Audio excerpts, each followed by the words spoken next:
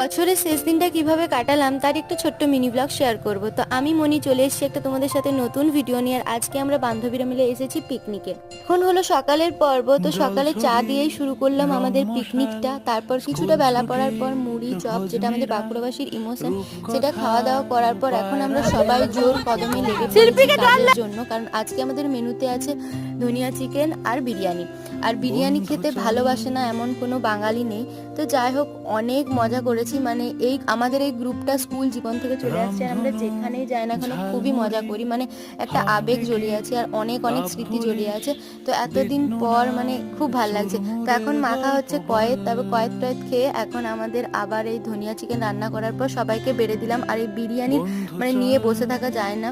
তো এটা খাওয়া দাওয়া করার পর তারপর সব কিছু মাজা টাজা করার পর আমরা এখন বিকালে স্ন্যাক্স নিয়ে বসেছি। স্ন্যাক্স ট্যাক্স খেয়ে আমরা গেছিলাম একটু সর্ষে বাড়িতে ছবি তুলতে। বাই।